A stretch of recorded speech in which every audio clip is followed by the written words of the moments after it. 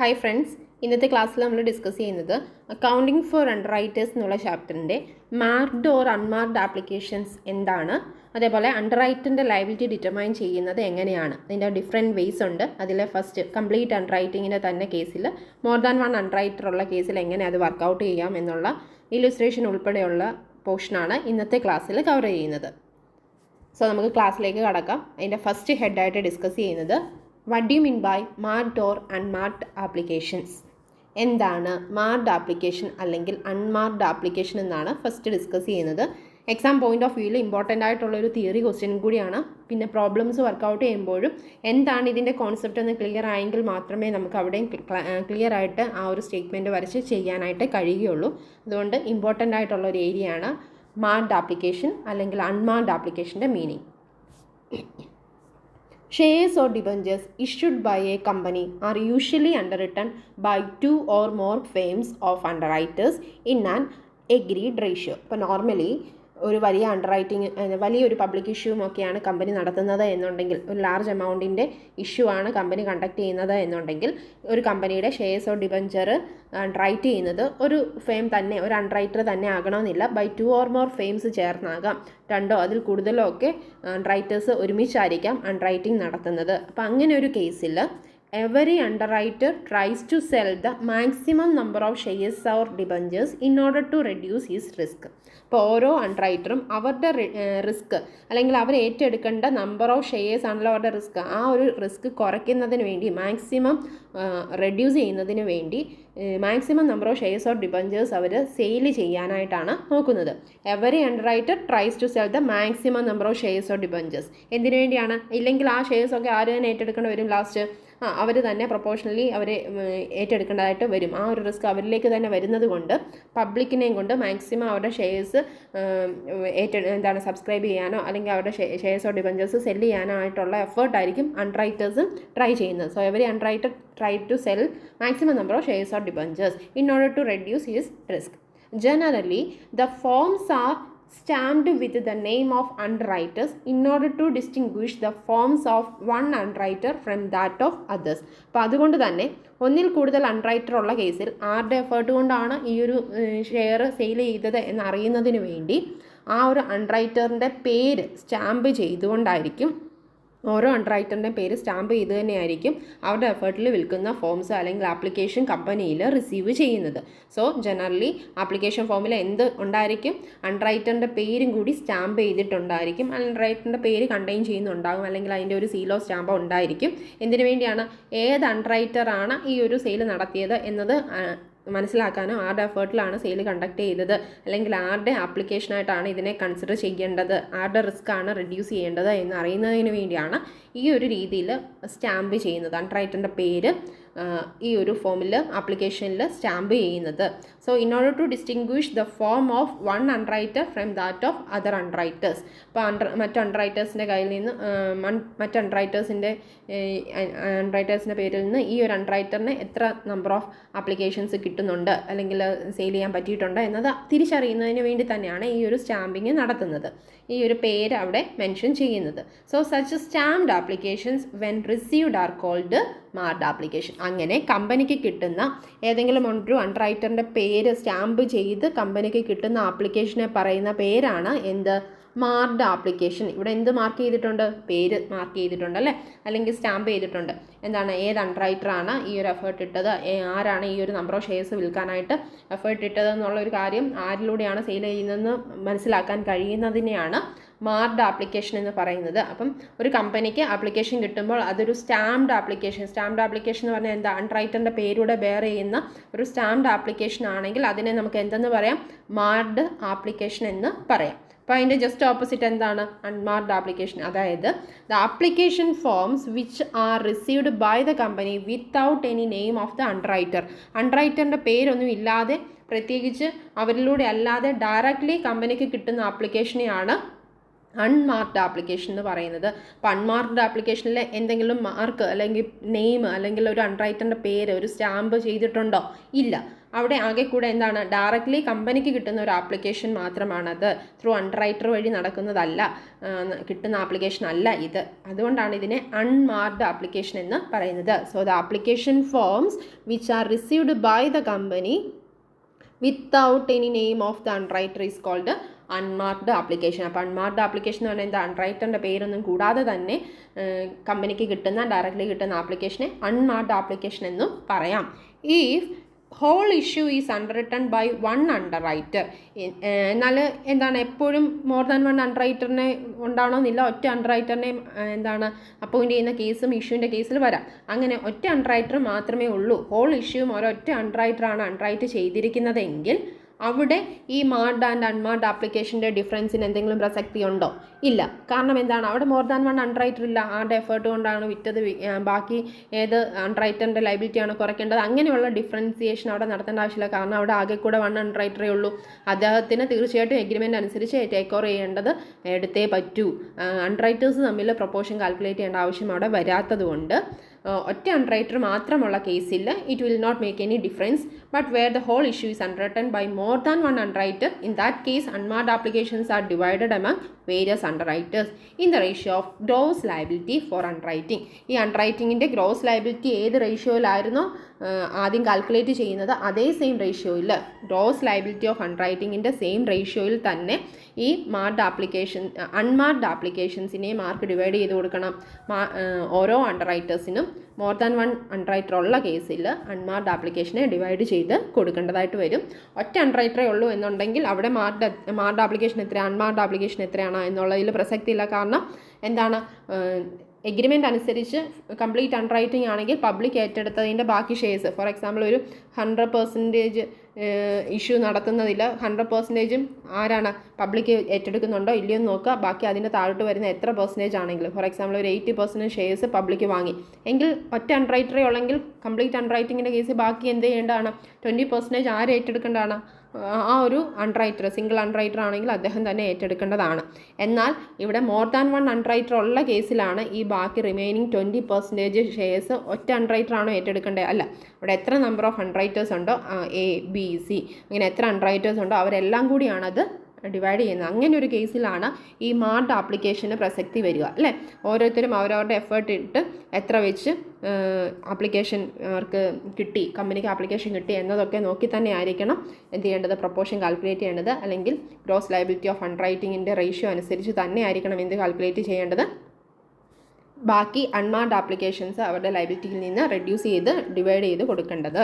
അപ്പോൾ ഇതാണ് marked application അല്ലെങ്കിൽ അൺമാർക്ക്ഡ് ആപ്ലിക്കേഷൻ്റെ മീനിങ്. നമ്മളിപ്പോൾ പറഞ്ഞത് വളരെ ഇമ്പോർട്ടൻ്റ് ആയിട്ടുള്ള ഒരു ടോപ്പിക്കാണ്. തിയറി ആണെങ്കിലും പ്രോബ്ലം പോയിൻ്റ് ഓഫ് വ്യൂവിലാണെങ്കിലും മാർക്ക്ഡ് ഓർ അൺമാർക്ക്ഡ് ആപ്ലിക്കേഷൻ്റെ മീനിങ് ക്ലിയർ ആയിട്ട് പഠിച്ചിരിക്കണം. നമുക്കിനി പ്രോബ്ലം ചെയ്യുമ്പോൾ നമുക്ക് ഇതുമായിട്ട് റിലേറ്റഡ് ആയിട്ട് ഇതെങ്ങനെ പ്രാക്ടിക്കലി അപ്ലൈ ചെയ്യാമെന്ന് ആ ഒരു കേസിൽ ഇല്ലുസ്ട്രേഷൻസ് വരുമ്പോൾ നമുക്ക് ഡിസ്കസ് ചെയ്യാം. ഓക്കെ. അപ്പോൾ തിയറി പോയിന്റ് ഓഫ് വ്യൂവിൽ എന്താ നമ്മൾ സിമ്പിളായിട്ട് പറഞ്ഞാൽ മാർക്ക്ഡ് ആപ്ലിക്കേഷൻ എന്ന് പറഞ്ഞാൽ ഏതെങ്കിലും ഒരു അണ്ടർറൈറ്ററിൻ്റെ പേര് സ്റ്റാമ്പ് ചെയ്ത ആപ്ലിക്കേഷനാണ് കമ്പനിക്ക് കിട്ടുന്നതെങ്കിൽ അത് marked application. Without any name of the underwriter ആണ്, ഒരു ഡയറക്റ്റ്ലി ആണ് കമ്പനിയിലേക്ക് ഒരു ആപ്ലിക്കേഷൻ വരുന്നത്, പ്രത്യേകിച്ച് അണ്ടർറൈറ്ററിൻ്റെ പേരോ കാര്യങ്ങളോ ഒന്നും ഇല്ലാതെയാണ് വരുന്നതെങ്കിൽ അത് അൺമാർക്ക്ഡ് ആപ്ലിക്കേഷനാണ്. അത്രയുള്ള അതിൻ്റെ മീനിങ്. ഇനി നമ്മൾ അടുത്ത് പറയുന്ന പോയിന്റ് പ്രോബ്ലം പോയിന്റ് ഓഫ് വ്യൂവിൽ ഇമ്പോർട്ടൻ്റ് ആയിട്ടുള്ള ഹെഡാണ് ഇനി നമ്മൾ ഡിസ്കസ് ചെയ്യുന്നത്. തിയറിയും അതിൻ്റെ കൂടെ തന്നെ പറഞ്ഞു പോകേണ്ടതായിട്ട് വരുന്നുണ്ട്. ഓരോരോ കേസിലും എങ്ങനെയാണ് അണ്ടർറൈറ്ററിൻ്റെ ലയബിലിറ്റി ഡിറ്റർമൈൻ ചെയ്യുന്നത് എന്നുള്ള ഇമ്പോർട്ടൻ്റ് ആയിട്ടുള്ള ക്വസ്റ്റ്യൻ ആണ്. എക്സാം പോയിന്റ് ഓഫ് വ്യൂവിൽ പ്രോബ്ലം ചോദിക്കുന്ന ഒരു ഏരിയയും കൂടിയാണ് determining the liability of underwriters. അപ്പോൾ താഴെ പറയുന്ന ഓരോരോ കേസിലും എങ്ങനെ അണ്ടർറൈറ്ററിൻ്റെ ലയബിലിറ്റി കാൽക്കുലേറ്റ് ചെയ്യാൻ ഡിറ്റർമൈൻ ചെയ്യാമെന്നാണ് നമ്മൾ പറയാൻ പോകുന്നത്. ഡിറ്റർമൈനിങ് ദ ലയബിലിറ്റി ഓഫ് അണ്ടർറൈറ്റേഴ്സിൻ്റെ ലയബിലിറ്റി എങ്ങനെ കാൽക്കുലേറ്റ് ചെയ്യാം. എന്താ ആദ്യം പറഞ്ഞിരിക്കുന്നത്, the liability of the underwriter or underwriters will be determined in the following ways. അപ്പോൾ താഴെ പറയുന്ന ഓരോ കേസിലും ഓരോ രീതിയിൽ നമ്മൾ എന്ത് ചെയ്യേണ്ടതായിട്ട് വരും, അണ്ടർറൈറ്ററുടെ ലയബിലിറ്റി അല്ലെങ്കിൽ മോർ ദാൻ വൺ അണ്ടർറൈറ്റർ ഉള്ള കേസിൽ അണ്ടർറൈറ്റേഴ്സിൻ്റെ എല്ലാം ലയബിലിറ്റി കാൽക്കുലേറ്റ് ചെയ്യേണ്ടതായിട്ട് വരും. അപ്പോൾ നമുക്ക് ഓരോ കേസ് നോക്കാം. പല വേസ് ഉണ്ട്. അതിൽ ഫസ്റ്റ് വൺ എന്താണ്, കംപ്ലീറ്റ് അണ്ടർറൈറ്റിംഗ്. എന്താണ് മീനിങ് കംപ്ലീറ്റ് അണ്ടർറൈറ്റിംഗ്? നമ്മൾ ഓൾറെഡി ടൈപ്സ് ഓഫ് അണ്ടർറൈറ്റിംഗിൽ പറഞ്ഞാണ് എന്താണ് കംപ്ലീറ്റ് അണ്ടർറൈറ്റിംഗ് എന്ന്. നമ്മുടെ whole issue of shares or debentures underwrite ചെയ്തിട്ടുണ്ടെങ്കിൽ, അതായത് 100% ഇഷ്യൂവിനെയും അണ്ടർറൈറ്റേഴ്സിൻ്റെ കയ്യിലോട്ട് ആ റിസ്ക് ട്രാൻസ്ഫർ ചെയ്തിട്ടുണ്ടെങ്കിൽ അതാണ് കംപ്ലീറ്റ് അല്ലെ ഫുള്ളി ഫുൾ അൺറൈറ്റിംഗ് എന്നൊക്കെ ഹോൾ അൺറൈറ്റിംഗ് എന്നൊക്കെ പറയുന്നത്. അപ്പോൾ കംപ്ലീറ്റ് അൺറൈറ്റിങ്ങിൻ്റെ കേസിൽ അവിടെ തന്നെ വീണ്ടും 2 കേസ് നമുക്ക് പറയേണ്ടതായിട്ട് വരും. If the whole issue of shares or debenture is underwritten by only one underwriter, അതായത് ഈ കംപ്ലീറ്റ് അൺറൈറ്റിംഗ് നടത്തുന്നത് ആകെ ഒറ്റ അൺറൈറ്ററിനെ വെച്ചാണോ, ഒരു സിംഗിൾ അൺറൈറ്ററിനെ വെച്ചാണോ എന്നുള്ളതാണ് ഫസ്റ്റ് കേസ്. അതായത് അവിടെ എത്ര അൺറൈറ്റേഴ്സ് ഉണ്ട്, ഒറ്റ അൺറൈറ്ററേ ഉള്ളൂ. ഇനി സെക്കൻഡ് കേസ് ബി എന്നുള്ള കേസിലോ, if the whole issue of shares or debenture is underwritten by a number of underwriters in an agreed ratio, ഒരു എഗ്രീഡ് റേഷ്യോ അനുസരിച്ച് മോർ ദാൻ 1 അൺറൈറ്റർ ഉള്ള കേസ് എല്ലാം ഏതാണ്, സെക്കൻഡ് കേസ്. അപ്പോൾ 2 കേസ് നമുക്ക് complete അൺറൈറ്റിങ്ങിൽ തന്നെ പഠിക്കാനുണ്ട്. കംപ്ലീറ്റ് അൺറൈറ്റിങ്ങിൻ്റെ കേസിൽ പഠിക്കാനുള്ള കാര്യം എന്താ, ഫസ്റ്റ് കേസ് എന്ന് പറയുന്നത് കംപ്ലീറ്റ് അൺറൈറ്റിംഗ് അല്ലേ, ഷെയർസ് ഓർ ഡിബഞ്ചർ ഇഷ്യൂ ചെയ്തിരിക്കുന്നത് എത്രയാണോ അത് ഹോൾ ഇഷ്യൂവും എന്ത് ചെയ്തേക്കുവാണ്, അൺറൈറ്റ് ചെയ്തേക്കുവാണ്.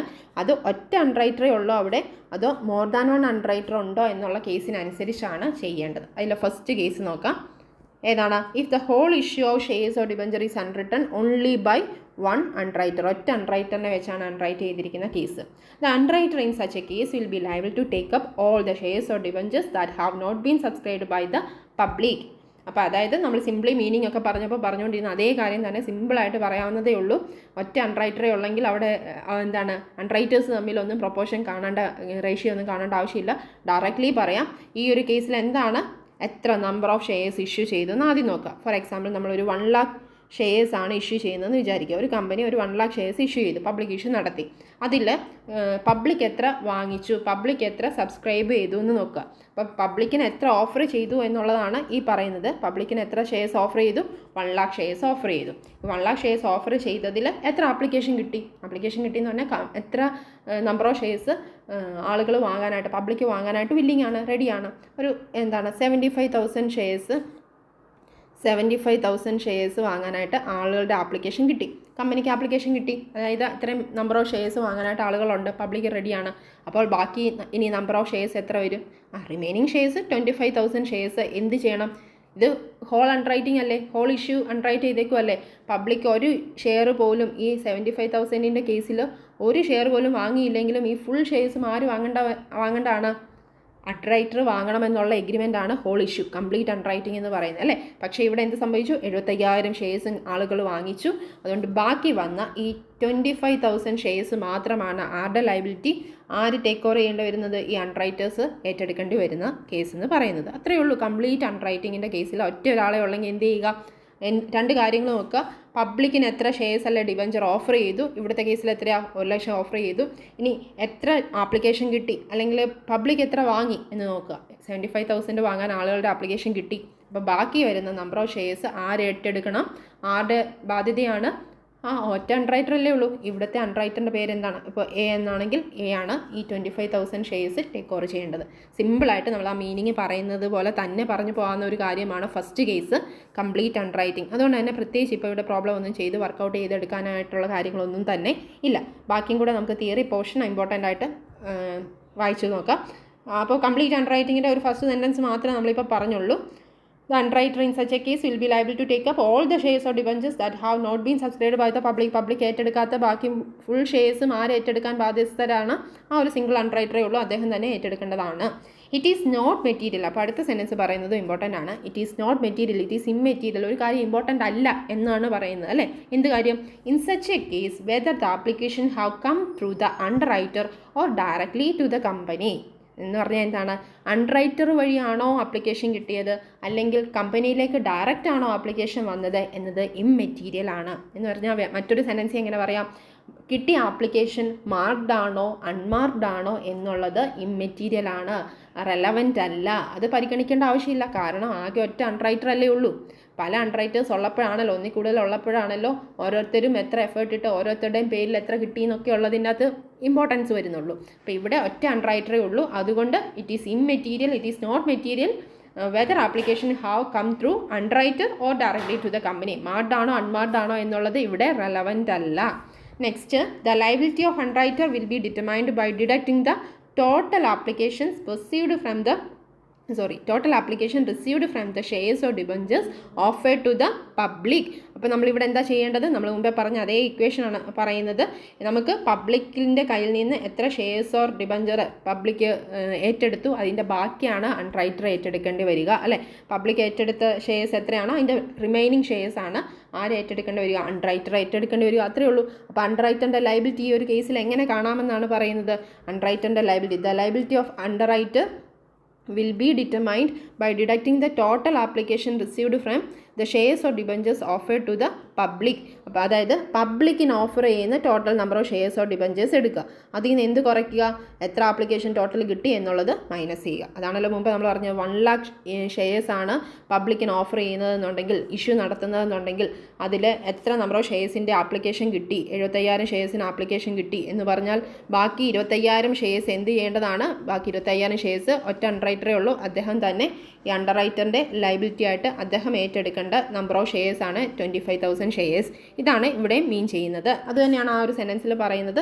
അപ്പോൾ അൺറൈറ്ററിൻ്റെ ലയബിലിറ്റി കാൽക്കുലേറ്റ് ചെയ്യേണ്ടത് എങ്ങനെയാണ്? ഈ പറയുന്ന ബേസിലാണ്. The liability of underwriter will be determined by deducting the total applications received from the shares or debentures offered to the public. പബ്ലിക്കിന് ഓഫർ ചെയ്ത നമ്പർ ഓഫ് ഷെയർസ് എത്രയാണോ അതിൽ നിന്ന് എന്ത് കുറച്ചേക്കുക? ആൾക്കാരെ ഏറ്റെടുത്തത് ടോട്ടൽ ആപ്ലിക്കേഷൻ എത്ര കിട്ടി എന്നുള്ളത് മൈനസ് ചെയ്താൽ മതി. ഇനി അടുത്ത സെൻറ്റൻസിൽ പറയുന്നത് if the shares are over subscribed or fully subscribed the underwriter is free from his liability but he will be entitled to get his commission on the total issue price of the shares or debentures. അത് important ആണ്. ഈ complete അൺറൈറ്റിംഗ് ആണെന്നുള്ള കേസിൽ ഈ over subscription വരുന്നു അല്ലെ full subscription വരുന്നു എന്ന് പറഞ്ഞാൽ എന്താണ്? 1,00,000 ഷെയർസ് പബ്ലിക്കിന് ഓഫർ ചെയ്താൽ ഈ 1,00,000 ഷെയർസും ആൾക്കാർ തന്നെ ടേക്ക് ഓവർ ചെയ്യുവാണെങ്കിൽ അതിൻ്റെ ആപ്ലിക്കേഷൻ കിട്ടിയാൽ അത് എന്താണ്? ഫുൾ സബ്സ്ക്രിപ്ഷൻ എന്ന് പറയാൻ പറ്റും. എത്ര നമ്പർ ഓഫ് ഷെയർസ് ഇഷ്യൂ ചെയ്യുന്നു അത്രയും നമ്പർ ഓഫ് ഷെയർസ് തന്നെ ആൾക്കാർ എന്ത് ചെയ്യുന്നു? ആപ്ലിക്കേഷൻ കിട്ടി ആൾക്കാർ പബ്ലിക് അത് ടേക്ക് ഓവർ ചെയ്യുന്നു എന്നുള്ള സബ്സ്ക്രൈബ് ചെയ്യുന്ന കേസാണ് ഫുൾ സബ്സ്ക്രിപ്ഷൻ. ഇനി 1,00,000 ഷെയർസേ കമ്പനിക്ക് കൊടുക്കാനുള്ളൂ, പക്ഷേ നമുക്ക് ആപ്ലിക്കേഷൻ കിട്ടിയത് 1,10,000 ഷെയർസിന് ആപ്ലിക്കേഷൻ കിട്ടി, അല്ലെങ്കിൽ മോർ ദാൻ 1 lakh കിട്ടുന്ന ഒരു കേസിനെ എന്തെന്ന് പറയാം? ഓവർ സബ്സ്ക്രിപ്ഷൻ ആണെന്ന് പറയാം. ഓവർ സബ്സ്ക്രിപ്ഷൻ നടക്കുന്ന കേസാണെങ്കിൽ അപ്പോൾ ഇങ്ങനത്തെ ഈ 2 കേസിലും ഇവിടെ ആര് ഫ്രീ ആയി എന്ന് ഓർത്തോളുക? അണ്ടർറൈറ്റർ ഫ്രീ ആയി. കാരണം അണ്ടർറൈറ്ററിനെ സംബന്ധിച്ച് പബ്ലിക് ഏറ്റെടുത്തിട്ട് ബാക്കിയുള്ളത് മാത്രം ആരുടെ risk ആവത്തുള്ളൂ? അണ്ടർറൈറ്ററിൻ്റെ liability ആവുന്നുള്ളൂ.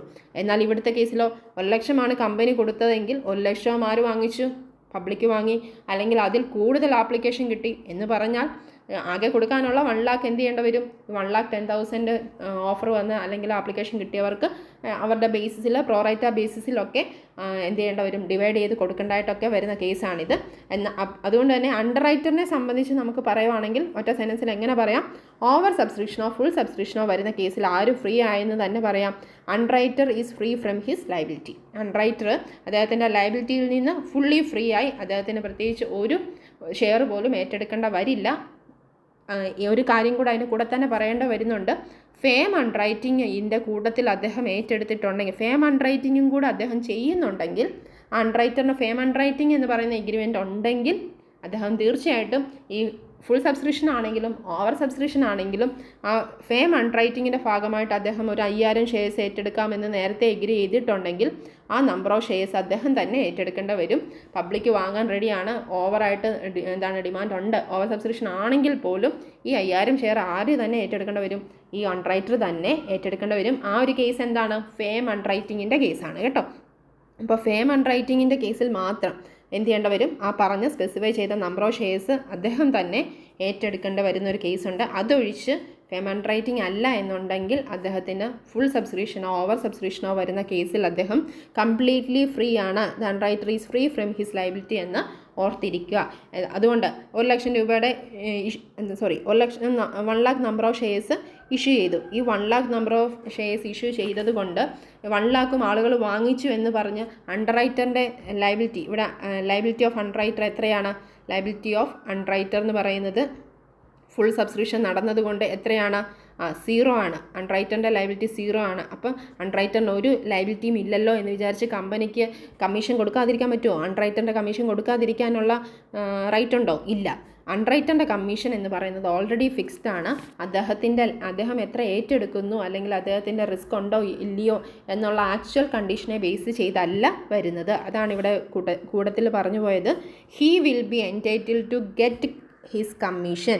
He will be entitled to get his commission on the total issue price of the shares or debenture. ആ ഷെയറോ ഡിബഞ്ചറോ ഇഷ്യൂ പ്രൈസ് എത്രയാണോ, 1 lakh നമ്പറാണ് നമ്മൾ പറഞ്ഞത്. ഇപ്പോൾ എത്ര എമൗണ്ട് വരുന്ന ഇഷ്യൂ പ്രൈസ് വരുന്ന ഷെയർസ് ആണോ ആ ഒരു ഇഷ്യൂ പ്രൈസിൻ്റെ 2% എങ്കിൽ അല്ലെ 2.5% എത്രയാണോ അവർ ഫിക്സ് ചെയ്യുന്ന കമ്മീഷൻ, ആ കമ്മീഷൻ കിട്ടാനായിട്ടുള്ള റൈറ്റ് ആർക്കുണ്ട്? അൺറൈറ്ററിനുണ്ട്. അത് കമ്പനി കൊടുത്തേ പറ്റൂ. എത്ര ഏറ്റെടുത്തു, എത്ര റിസ്ക് ഒന്നും ഇല്ലയോ, സീറോ ആണോ, അതൊന്നും ആരെ ബാധിക്കുന്നില്ല. കമ്മീഷൻ കൊടുക്കുന്ന കാര്യത്തിൽ കമ്പനി ബോദർ ചെയ്യേണ്ട ആവശ്യം ഇല്ല. ആ ഒരു എമൗണ്ട് ആർക്ക് ഇൻകമായിട്ട് കിട്ടും? അൺറൈറ്ററിൻ്റെ ഇൻകമായിട്ട് കിട്ടുകയും ചെയ്യും. അപ്പോൾ ലാസ്റ്റ് സെൻറ്റൻസ് നമ്മൾ ഓൾറെഡി പറഞ്ഞാണ്. But he has to take the shares or debentures under firm underwriting. Firm underwriting പോലെയുള്ള ഒരു കാര്യം എഗ്രിമെൻറ്റ് ഉണ്ടെങ്കിൽ, ഫേം അൺറൈറ്റിങ്ങിൻ്റെ കാര്യം എന്താ? ഏത് കേസ് ആണെങ്കിലും അതിൽ പറയുന്ന ഓൾറെഡി സ്പെസിഫൈ ചെയ്തിരിക്കുന്ന എഗ്രിമെൻറ്റ് അവർ സമ്മതിക്കുന്ന അൺറൈറ്റർ എത്ര നമ്പർ ഓഫ് ഷെയർസ് ഏറ്റെടുക്കാമെന്ന് പറഞ്ഞിട്ടുണ്ട്. ആ നമ്പർ ഓഫ് ഷെയർസ് അൺറൈറ്റർ തന്നെ ഏറ്റെടുക്കണം. പബ്ലിക് സബ്സ്ക്രിപ്ഷൻ നടത്തി, പബ്ലിക് ഇഷ്യൂ നടത്തി, ഫുൾ സബ്സ്ക്രിപ്ഷനും കിട്ടി, ഓവർ സബ്സ്ക്രിപ്ഷനായി, അങ്ങനെയുള്ള ഒരു കേസ് ആണെങ്കിൽ പോലും ആർക്കാണ് പ്രിഫറൻസ്? അൺറൈറ്ററിനാണ് ജനറൽ പബ്ലിക്കിനേക്കാളും പ്രിഫറൻസ് കൊടുത്ത് ആ നമ്പർ ഓഫ് അത്രയും നമ്പർ ഓഫ് ഷെയർസ് അലോട്ട് ചെയ്യുന്നത്. ആ ഒരു കേസാണ് ഫേം അൺറൈറ്റിംഗ്. അപ്പോൾ ഈ ടൈപ്സ് ഓഫ് അൺറൈറ്റിങ്ങും അതിൻ്റെ ഓരോ ടൈമും എല്ലാം നമ്മൾ ഡീറ്റെയിൽഡ് ആയിട്ട് അതിൻ്റെ മീനിങ് മനസ്സിലാക്കിയെങ്കിൽ മാത്രമേ ഇവിടെ പറയുന്ന കാര്യങ്ങളൊക്കെ നിങ്ങൾക്ക് ക്ലിയർ ആവത്തുള്ളൂ. Marked application, unmarked application, total complete underwriting അല്ലെങ്കിൽ പാർഷ്യൽ അൺറൈറ്റിംഗ്, ഫേം അൺറൈറ്റിങ്ങിൻ്റെ ഒക്കെ മീനിങ് പ്രീവിയസ് ക്ലാസ്സുകളിലായിട്ട് ഡിസ്കസ് ചെയ്തത്. ക്ലിയർ അല്ലെങ്കിൽ നിങ്ങൾ വീണ്ടും ആ ക്ലാസ് കേട്ട് മനസ്സിലാക്കണം. ഇനി അടുത്ത ബി എന്ന് പറയുന്ന പോയിന്റിൽ നമുക്ക് പറയാനുള്ളത് എന്താ? ഇപ്പം നമ്മൾ പറഞ്ഞുകൊണ്ടിരിക്കുന്നത് കംപ്ലീറ്റ് അൺറൈറ്റിംഗ് എന്നുള്ള ഒരു കേസിൽ എങ്ങനെ ലയബിലിറ്റി അൺറൈറ്ററിൻ്റെ ലയബിലിറ്റി ഡിറ്റർമൈൻ ചെയ്യാമെന്നാണ് അല്ലേ. അപ്പോൾ കംപ്ലീറ്റ് അൺറൈറ്റിങ്ങിൻ്റെ തന്നെ കേസിൽ അൺറൈറ്റർ ഒറ്റ ഒരു വ്യക്തിയേ ഉള്ളൂ. ഒരു സിംഗിൾ അൺറൈറ്റർ ആണെങ്കിൽ എങ്ങനെ ചെയ്യാമെന്നാണ് പറഞ്ഞത്. സിംഗിൾ അൺറൈറ്ററിൻ്റെ കേസിൽ കണ്ടുപിടിക്കാൻ യാതൊരു പാടുമില്ല. എന്ത് ചെയ്താൽ മാത്രം മതി? ടോട്ടൽ എത്ര ഇഷ്യൂ നടത്തിയിട്ടുണ്ട്, ആ ഇഷ്യൂ നടത്തിയതിൽ പബ്ലിക് എത്ര വാങ്ങിക്കുന്നു, പബ്ലിക്കിൻ്റെ കയ്യിൽ നിന്ന് എത്ര ആപ്ലിക്കേഷൻ കിട്ടിയെന്ന് കുറയ്ക്കുക. ബാക്കിയുള്ളത് ആ ഒരൊറ്റ അൺറൈറ്ററിൻ്റെ ലയബിലിറ്റിയാണ് അല്ലേ. കഴിഞ്ഞു. ഇനി ബി എന്ന് പറയുന്ന പോയിന്റിൽ എന്താ പറയുന്നത്? അവിടെ ഒരു അൺറൈറ്റർ അല്ല ഉള്ളത്, ഒന്നിൽ കൂടുതൽ അൺറൈറ്റർ ഉള്ള കേസാണ്. അപ്പോൾ നമുക്ക് നോക്കാം. If the whole of the issue shares or debenture is underwritten by a number of underwriter in an agreed ratio.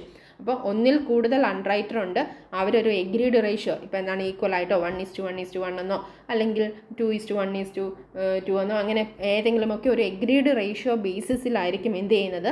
അൺറൈറ്റർ more than 1 underwriter ഉള്ള കേസിൽ അവിടെ അൺറൈറ്റിംഗ് നടത്തുന്നത്.